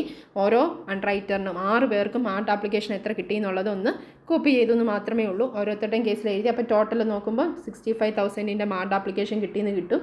ഇനി 65,000 മൈനസ് ചെയ്തു ബാലൻസ് നമുക്ക് 35,000 ആണ്. അപ്പോൾ ഓരോ ഇൻഡിവിജ്വൽ കേസിലെ ബാലൻസ് എത്ര വരുന്നു എന്നുള്ളതും കൂടി ഒന്ന് ബാലൻസ് കണ്ടുപിടിച്ചിടുക. മൈനസ് ചെയ്തിട്ട് ബാക്കി എത്ര വരുന്നു എന്ന് കണ്ടുപിടിച്ചിടുക, നമ്പർ ഓഫ് ഷെയർസ്. അപ്പോൾ ഇവിടെയാണ് ഈ ബാലൻസ് എന്ന് പറയുന്ന ആ ഒരു കോളത്തിൻ്റെ റേഷ്യോ ആണ് നമുക്ക് ഇനി എന്തിനു വേണ്ടി വേണ്ടത്? അൺമാർക്ഡ് ആപ്ലിക്കേഷൻ ഡിവൈഡ് ചെയ്യാൻ വേണ്ടി വേണ്ടത്. നമ്മുടെ ഈ ഒരു ക്വസ്റ്റ്യൻ അനുസരിച്ച് ഈ ഒരു പറഞ്ഞിരിക്കുന്ന 2 വേസിൽ എടുക്കാമെന്ന് പറഞ്ഞാൽ ഈ രണ്ടാമത്തെ വേസാണ് ഇവിടോട്ട് എടുത്തിരിക്കുന്നത്. അത്രയാണ് നമ്മളൊന്ന് ഓർത്തിരിക്കേണ്ടത്. അപ്പോൾ ബാലൻസ് എന്ന് പറയുന്ന എമൗണ്ട് നമ്പർ എത്ര വന്നു? 35,000 വന്നു. ഓരോരുത്തരുടെ ഇൻഡിവിജ്വൽ കേസിൽ എത്ര വന്നു എന്നുള്ളത് ഇവിടെ തന്നിട്ടുണ്ട്. അപ്പോൾ ബാലൻസ് റേഷ്യോ എന്ന് പറഞ്ഞാൽ എത്രയാണ്? Patterson and company is to Singh and company, അങ്ങനെ 6 പേരുടെയും ഒരു റേഷ്യോ നമുക്ക് പറഞ്ഞാൽ ബാലൻസിൻ്റെ റേഷ്യോ എത്ര വെച്ച് വരും? 5,000 11,500 3,500 14,000 0 1000 എന്ന് വരും. അപ്പോൾ ഇത്രയും പേർക്ക് എന്താണ്? ഈ ഒരു ആൾക്ക് മാത്രം താലൂക്ക്ദാർ ആൻഡ് കമ്പനി എന്ന് പറയുന്ന സെക്കൻഡ് ലാസ്റ്റ് പേഴ്സണ് മാത്രം എന്ത് സംഭവിച്ചു? ഗ്രോസ് ലയബിലിറ്റി 2000 ആയിരുന്നു. അദ്ദേഹത്തിൻ്റെ മാർഡ് ആപ്ലിക്കേഷൻ, അദ്ദേഹത്തിൻ്റെ തന്നെ പേരിൽ എത്ര ആപ്ലിക്കേഷൻ കിട്ടി? 2000 കിട്ടി. പിന്നെ അദ്ദേഹം എന്തെങ്കിലും ലയബിലിറ്റി അദ്ദേഹത്തിന് ഉണ്ടോ? ഇല്ല. അദ്ദേഹത്തിൻ്റെ മാക്സിമം അദ്ദേഹത്തിന് വരാൻ സാധ്യതയുള്ള ലയബിലിറ്റി എത്രയായിരുന്നു? 2000. അദ്ദേഹത്തിൻ്റെ തന്നെ പേരിൽ സ്റ്റാമ്പ്ഡ് ആപ്ലിക്കേഷനായിട്ട് എത്ര കിട്ടി? 2000. പിന്നെ അദ്ദേഹത്തിന് എന്തെങ്കിലും ലയബിലിറ്റി വരാനുണ്ടോ? ബാലൻസ് ഉണ്ടോ? ഇല്ല. അതുകൊണ്ട് അദ്ദേഹത്തിൻ്റെ കാര്യം അവിടെ കൊണ്ട് കഴിയുവാണ്. ബാക്കിയുള്ളവരുടെ മാത്രമേ ബാലൻസ് കോളം വരത്തുള്ളൂ. അവരുടെ മാത്രം റേഷ്യോ എടുത്താൽ മതി. ഇനി ആ ഒരു സെക്കൻഡ് ലാസ്റ്റ് പേഴ്സൻ്റെ കേസിൽ താഴോട്ടൊന്നും എന്ത് വരുന്നില്ല, ലയബിലിറ്റി ഇല്ല. നെറ്റ് ലയബിലിറ്റി 0 ആയിരിക്കും. ഇനി ബാക്കിയുള്ള കോളംസ് ഫില്ല് ചെയ്യുക. ഏത് റേഷ്യോയിൽ? ബാലൻസ് റേഷ്യോയിൽ. ബാലൻസ് റേഷ്യോയിലാണ് നമ്മൾ ഇനി തൊട്ടടുത്ത് എന്ത് ലെസ് ചെയ്യാൻ പോകുന്നത്? അൺമാർഡ് ആപ്ലിക്കേഷൻ കുറയ്ക്കാൻ പോകുന്നത്. എത്ര അൺമാർഡ് ആപ്ലിക്കേഷൻ? നമ്മളോട് പറഞ്ഞു 20,000 ആണ് അൺമാർഡ് ആപ്ലിക്കേഷൻ. അപ്പോൾ എന്താ ചെയ്താൽ മതി? ഡയറക്റ്റ് ആപ്ലിക്കേഷൻ അവർ പറഞ്ഞിരിക്കുന്നത് എന്ത് തന്നെയാണ്? അൺമാർഡ് ആപ്ലിക്കേഷനാണ്. എന്തെങ്കിലും കമ്പനിയിലോട്ട് തന്നെ ഡയറക്റ്റായിട്ട് കിട്ടിയതാണ്. In the ratio of gross liability ratio അല്ല ഇവിടെ പറയുന്നത്, ശ്രദ്ധിക്കുക. In the ratio of balance of gross liability. Balance of gross liability എന്ന് പറഞ്ഞാൽ എന്ത് ചെയ്തതിന് ശേഷമുള്ള ബാലൻസ്? മാർഡ് ആപ്ലിക്കേഷൻ ക്രെഡിറ്റ് ചെയ്തതിന് ശേഷം, മാർഡ് ആപ്ലിക്കേഷനൂടെ കൺസിഡർ ചെയ്തതിന് ശേഷം ബാക്കി വരുന്ന ബാലൻസ് റേഷ്യോ ആണ് balance left. Gross liability after giving credit to marked applications വന്ന ബാലൻസ് ലെഫ്റ്റ് എന്ന് പറയുന്ന റേഷ്യോ നമ്മളിപ്പോൾ പറഞ്ഞല്ലോ. ഈ ബാലൻസ് റേഷ്യോയുടെ ബേസിസിൽ ഈ 20,000 ഡിവൈഡ് ചെയ്യുക. എങ്ങനെയാണ് റേഷ്യോ വരുന്നതെന്ന് അറിയാലോ. ഫസ്റ്റ് പാറ്റേഴ്സൺ ആൻഡ് കമ്പനി എന്ന് പറയുന്നതിൻ്റെ കേസിൽ മാത്രം ഒന്ന് നമുക്ക് പറയാം. അതുപോലെ ബാക്കിയുള്ളത് നിങ്ങൾക്ക് ചെയ്യാവുന്നതേ ഉള്ളൂ. ബാലൻസ് എമൗണ്ട് ഇവിടെ എത്രയാണ്? 5,000. അപ്പോൾ അദ്ദേഹത്തിൻ്റെ മാത്രം റേഷ്യോ എങ്ങനെ വരും? 5,000 ഡിവൈഡഡ് ബൈ ടോട്ടൽ എത്രയാ? 35,000. അപ്പോൾ 5,000 ഡിവൈഡഡ് ബൈ 35,000 ആണ് അദ്ദേഹത്തിൻ്റെ റേഷ്യോ. നമുക്ക് മൊത്തം ഡിവൈഡ് ചെയ്ത് കൊടുക്കാനുള്ള അൺമാർഡ് ആപ്ലിക്കേഷൻ എത്രയാണ് ഇവിടെ? 20,000. അപ്പോൾ 20,000 ഇൻറ്റു 20,000 ആണ്. 20,000 ഇൻറ്റു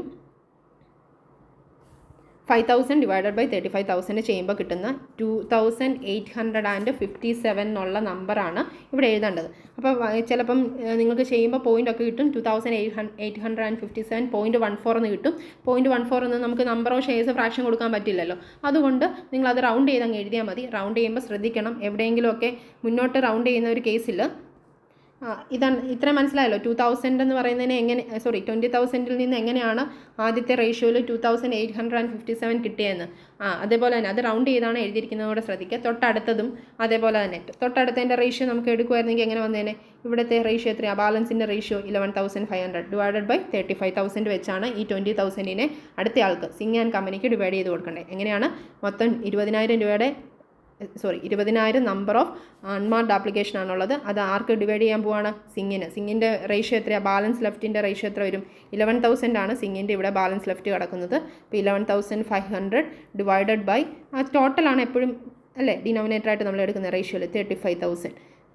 35,000 ഇങ്ങനെ ചെയ്താൽ മതി. കാരണം ആദ്യം തന്നെ വെട്ടി ചെറുതാക്കി വേണമെങ്കിൽ റേഷ്യോ ഒക്കെ നിങ്ങൾക്ക് ഇവിടെ കണ്ടുപിടിക്കാമായിരുന്നു. അങ്ങനെ ചെയ്താലും കുഴപ്പമില്ല, ഡയറക്റ്റ്ലി എടുത്താലും കുഴപ്പമില്ല. കാൽക്കുലേറ്റർ വെച്ചൊക്കെ ആയിരിക്കുമല്ലോ നിങ്ങൾ എക്സാമിന് ചെയ്യുക.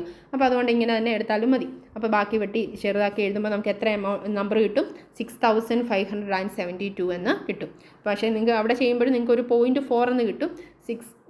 6,572.4 എന്നായിരിക്കും ഇവിടെ കിട്ടുന്നത് കേട്ടോ. അപ്പം 0.4 എന്നുള്ളത് റൗണ്ട് ചെയ്യണോ വേണ്ടോ എന്നുള്ളത് നിങ്ങളൊന്ന് ജസ്റ്റ് ഒന്ന് ആലോചിച്ചോണം. കാരണം ബാക്കിയും കൂടെ എഴുതി റൗണ്ട് ഫിഗർ ആയിട്ട് കിട്ടുന്നത് അങ്ങനെ തന്നെ എഴുതുക. തൊട്ടടുത്ത 2 കേസിൽ അങ്ങനെ കിട്ടും. 2,000 8,000 കറക്റ്റായിട്ട് തന്നെ കിട്ടും. എന്നാൽ ലാസ്റ്റിലേത് കാൽക്കുലേറ്റ് ചെയ്യുമ്പോഴും ഒരു 571.4 എന്ന് കിട്ടും. 571.4. അപ്പം തൊട്ട് മുകളിൽ നമ്മൾ ഏതാ പറഞ്ഞത്? 6,572.4 എന്ന് കിട്ടും. അപ്പോൾ രണ്ടിടത്തൂടെ നമുക്ക് എന്ത് ചെയ്യാൻ പറ്റില്ല? +1 ആക്കിയാൽ നമുക്ക് 20,000 കൂടാൻ പാടില്ലല്ലോ. നമ്മുടെ ടോട്ടൽ എത്ര തന്നെ നിൽക്കുകയും വേണം? 20,000 നിൽക്കുകയും വേണം. അപ്പോൾ ഇതിലേതെങ്കിലും ഒരെണ്ണത്തിലോട്ട് എന്ത് ചെയ്യണം? 6,572നെ 73 ആക്കുവോ അല്ലെങ്കിൽ 571 എന്നുള്ളത് 572 ആക്കുകയോ ചെയ്യുക കേട്ടോ. അതിൻ്റെ അകത്തൊന്നും പ്രത്യേകിച്ച് ഒരു റൂളോ കാര്യങ്ങളോ ഒന്നുമില്ല. നമുക്ക് എന്ത് ചെയ്യണം? നമുക്ക് ഇത് ഡിവൈഡ് ചെയ്ത് കഴിഞ്ഞിട്ട് ടോട്ടൽ ചെയ്യുമ്പോൾ റേഷ്യോ ബേസിലല്ലേ നമ്മൾ ചെയ്തിട്ടേക്കുന്നത്. ലാസ്റ്റ് ഇത് ഇത്രയും പേർക്ക് കൊടുത്തു കഴിയുമ്പോൾ നമുക്ക് മൊത്തം അൺമാർക്ഡ് ആപ്ലിക്കേഷൻ എത്ര ഉണ്ടായിരിക്കണം? 20,000 ഉണ്ടായിരിക്കണം. അപ്പോൾ ഏതെങ്കിലും കേസിൽ റേഷ്യോ നമുക്ക് ഇതുപോലെ രണ്ടിടത്തും 0.4 വന്നാൽ ഏതെങ്കിലും ഒരിടത്തോട്ട് മാത്രം ഒന്ന് ആഡ് ചെയ്ത് എഴുതുക. ഇവിടെയാണ് ഇപ്പോൾ 6,572 അല്ല 6,571 ആയിരുന്നു ചെയ്യുമ്പോൾ കിട്ടുന്നത്. 71.4 ആയിരുന്നു ചെയ്യുമ്പോൾ കിട്ടുന്നത്. അതാണ് ഇവർ എന്ത് ചെയ്തിരിക്കുന്നത്? റൗണ്ട് ചെയ്യാൻ വേണ്ടി അല്ലെ ടോട്ടൽ 20,000 ആക്കാൻ വേണ്ടി ഇവിടെ 1 കൂടെ ആഡ് ചെയ്ത് 6,572 എന്ന് പറഞ്ഞ് എഴുതിയിരിക്കുന്നത്. അത്രേ ഉള്ളൂ. ഇതിലൊന്നും തെറ്റ് വരാനായിട്ടൊന്നുമില്ല. ജസ്റ്റ് ചിലപ്പം ടോട്ടൽ ചെയ്യുമ്പോൾ എവിടെയെങ്കിലും ഒരു നമ്പർ കുറയാൻ സാധ്യതയുണ്ട്. അങ്ങനെയെങ്കിൽ റൗണ്ട് ചെയ്യുന്ന എവിടെയെങ്കിലും അതെന്ത് ചെയ്താൽ മതി, ഒന്ന് ആഡ് ചെയ്ത് എഴുതിയിട്ട് കൊടുത്താൽ മതി. അപ്പോൾ എന്ത് ചെയ്തു, അൺമാർഡ് ആപ്ലിക്കേഷൻ 20,000 നമ്പർ ഓഫ് ഷെയർസ് ഉണ്ടായിരുന്നു. അത് നമ്മൾ ഏത് റേഷ്യോയിൽ, നമ്മുടെ ഈ ഒരു ക്വസ്റ്റ്യനിൽ പറഞ്ഞത് എന്ത് ബേസിൽ കൊടുക്കാനാണ്, ബാലൻസ് ലെഫ്റ്റ് എന്നുള്ള റേഷ്യോ കൊടുക്കാൻ പറഞ്ഞു. ആ ബാലൻസ് ലെഫ്റ്റ് എന്നുള്ള റേഷ്യോയിൽ 20,000 നമ്മൾ ഡിവൈഡ് ചെയ്ത് ഓരോരുത്തർക്കും ഡിവൈഡ് ചെയ്ത് കൊടുത്തു. അങ്ങനെ അവരുടെ ലൈബിലിറ്റി വീണ്ടും കുറഞ്ഞു. അൺറൈറ്റർ ബാക്കി ഇനി എത്ര ഏറ്റെടുത്താൽ മതി, എന്തായാലും അവർ മൊത്തത്തിൽ 15,000 രൂപയുടെ ലൈബിലിറ്റി അല്ലേ എല്ലാവർക്കും കൂടെ ഉള്ളൂ. കാരണം 1,00,000 ഷെയർസാണ് ഇഷ്യൂ ചെയ്തത്. അതിൽ മാർഡ് ആപ്ലിക്കേഷനായിട്ട് പബ്ലിക് സബ്സ്ക്രിപ്ഷൻ 65,000 ഷെയറിന് കിട്ടി. പിന്നെ കമ്പനിക്ക് തന്നെ ഡയറക്റ്റായിട്ട് ഒരു 20,000 ഷെയറിൻ്റെ ആപ്ലിക്കേഷൻ കിട്ടി. ബാക്കി വരുന്ന 15,000 എങ്ങനെയാണ് ഡിവൈഡ് ചെയ്യുന്നതെന്നാണ് നമ്മൾ ഇതുവരെ ചെയ്തത്. അപ്പോൾ ഈ 15,000 എന്നുള്ളത് തന്നെ നമുക്ക് എന്ത് ചെയ്യും, ഈ ഓരോരുത്തരുടെ നെറ്റ് ലൈബിലിറ്റി കാൽക്കുലേറ്റ് ചെയ്ത് ടോട്ടൽ ചെയ്യുമ്പോൾ നമുക്ക് ഈ 15,000 ഷെയർസ് എന്നുള്ളത് കിട്ടും. അപ്പോൾ നമ്മൾ ഇല്ലുസ്ട്രേഷൻ 1 എന്താ ചെയ്തത്, ഒന്നിൽ കൂടുതൽ അൺറൈറ്റർ ഉണ്ട്, കംപ്ലീറ്റ് അൺറൈറ്റിങ്ങിൻ്റെ കേസാണ്. അപ്പോൾ നമ്മൾ എന്ത് ചെയ്തു, സ്റ്റേറ്റ്മെൻറ്റ് എടുത്തു. ഗ്രോസ് ലൈബിലിറ്റിയിൽ നിന്ന് എന്ത് കുറച്ചു, ആദ്യം മാർഡ് ആപ്ലിക്കേഷൻ കുറച്ചു, ബാലൻസ് കിട്ടും. അതിൽ നിന്ന് വീണ്ടും അൺമാർഡ് ആപ്ലിക്കേഷൻ കുറയ്ക്കണം. അൺമാർഡ് ആപ്ലിക്കേഷൻ എന്ന് പറയുന്നതിന് റേഷ്യോ കണ്ടുപിടിക്കേണ്ട കേസിൽ എന്ത് ചെയ്യേണ്ടതാണ്, ഒന്നുകിൽ ബാലൻസ് ലെഫ്റ്റ് എന്നുള്ള റേഷ്യോയോ അല്ലെങ്കിൽ ഗ്രോസ് ലൈബിലിറ്റിയുടെ റേഷ്യോ എടുത്ത് ഈ അൺമാർഡ് ആപ്ലിക്കേഷനെ ഡിവൈഡ് ചെയ്തിട്ട് വേണം കുറച്ച് നെറ്റ് ലൈബിലിറ്റി കാണാൻ. ഇത്രയേ ഉള്ളൂ. ഈ ഒരു ഇല്ലുസ്ട്രേഷൻ സിമ്പിളായിട്ട് ചെയ്യാവുന്നതേ ഉള്ളൂ. നമ്മുടെ തിയറിയും പ്രോബ്ലം എല്ലാം ഒരുമിച്ച് തന്നെ പഠിച്ചു പോകാവുന്ന രീതിയിലുള്ള സിമ്പിൾ ക്വസ്റ്റ്യൻ ആണ്. Okay students, thank you.